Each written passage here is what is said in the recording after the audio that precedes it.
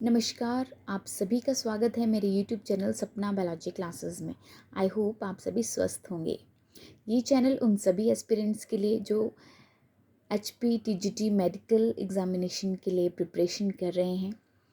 इस चैनल पर मैं सारे ऐसे टॉपिक्स कवर करवा रही हूँ जो बॉटनी ज़ूलॉजी के इम्पॉर्टेंट टॉपिक्स हैं और एग्ज़ाम पॉइंट ऑफ व्यू से बहुत ज़्यादा इम्पॉर्टेंट हैं।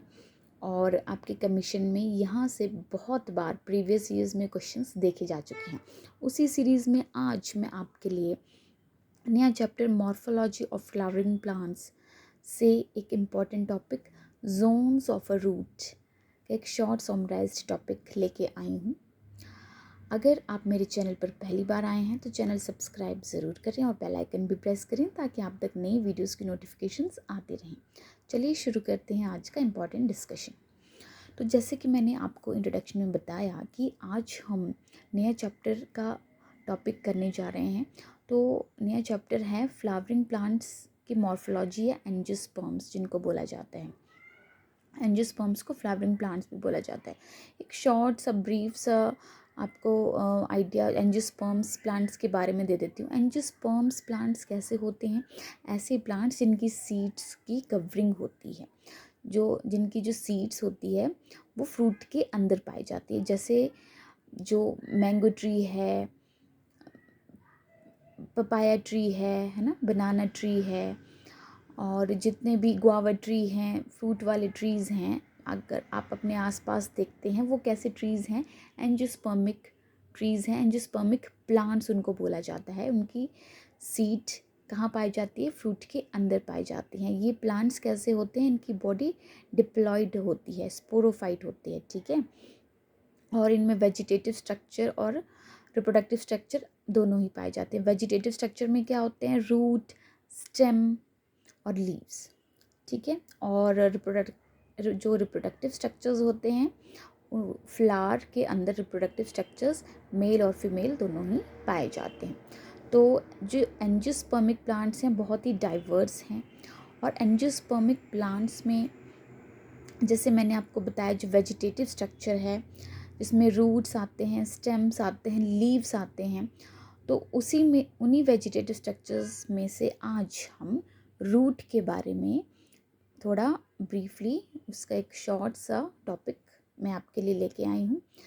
तो रूट क्या होता है? रूट एक इम्पॉर्टेंट वेजिटेटिव पार्ट है प्लांट का, जो किस काम आती है? जो न्यूट्रिशन और प्लांट को सपोर्ट देने के काम आती है, ठीक है। और मेन रूट जो होती है वो प्राइमरी या टैप रूट होती है, जो कि रेडिकल से बनती है। और जो लेटरल जो ब्रांचेस होती हैं रूट की, उनको बोला जाता है सेकेंडरी या टर्शियरी रूट्स, ठीक है। उसके अलावा अगर प्लांट के दूसरे पार्ट से रूट बनती हैं तो उन्हें बोला जाता है एडवेंटिशियस रूट्स, ठीक है।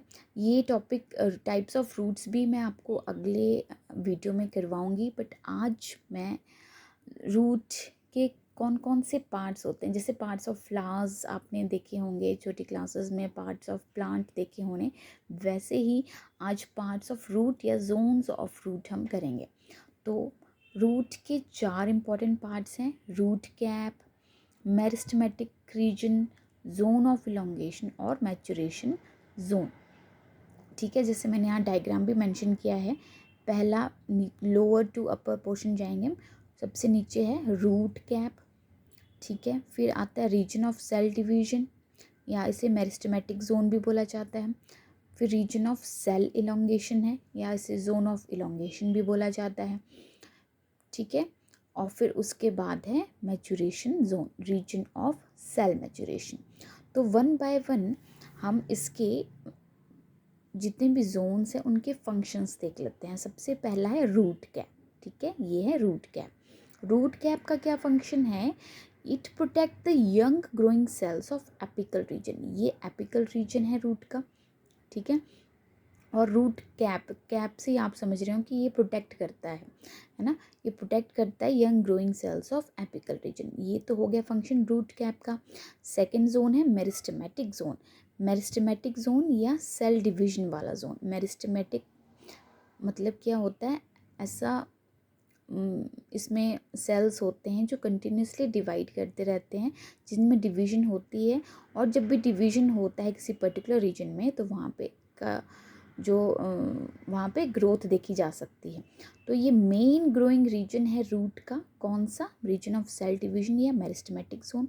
और यहाँ पे थिन वॉल्ड सेल्स हैं जहाँ पे इंटरसेलुलर स्पेसेस नहीं पाई जाती हैं। तो मेरिस्टेमेटिक जोन कैसा जोन है, जहाँ पे रूट की ग्रोथ देखी जा सकती है। नेक्स्ट जोन है zone of elongation. Zone of elongation में क्या होता है, यहाँ पे it increases the length of the roots, it is concern with increasing the length of roots. और यहाँ के सेल्स कैसे हैं, इलोंगेटेड, ठीक है। इलोंगेशन का मतलब ही होता है लेंथ में बढ़ना, तो ये जोन क्या करता है, लेंथ ऑफ रूट्स को बढ़ाता है। नेक्स्ट और लास्ट जोन है मैच्योरेशन जोन। मैच्योरेशन जोन का क्या काम है, it consists of unicellular root hairs formed by the epidermal cells. यहाँ पे आप देख सकते हैं ये रीजन ऑफ सेल मैच्योरेशन है, जोन ऑफ सेल मैच्योरेशन है। और यहाँ पे क्या देखे गए हैं, रूट हेयर्स। और रूट हेयर्स कैसे हो सकते हैं, रूट हेयर्स यूनिसेलुलर होते हैं। ये जितने भी पॉइंट्स मैंने यहाँ मेंशन किए हैं वो हर एक लाइन से एक क्वेश्चन बन सकता है। तो आप इन सभी पॉइंट्स को जो मैंने बहुत ही शॉर्टली और ब्रीफली कवर करवाए हैं उनको ज़रूर फॉलो करें और अच्छे से देखें। जो रूट हेयर्स हैं वो कैसे हैं, यूनिसेलुलर रूट हेयर्स हैं और कहाँ से, they are formed by the epidermal cells. तो ये थे important zones of a root. ये था आज का short summarized topic. Next video में मैं टाइप्स ऑफ रूट कवर करवाऊँगी, तो फॉलो करें मेरे चैनल को और वीडियोस को ज़्यादा से ज़्यादा लाइक शेयर करें। Thank you, have a good day.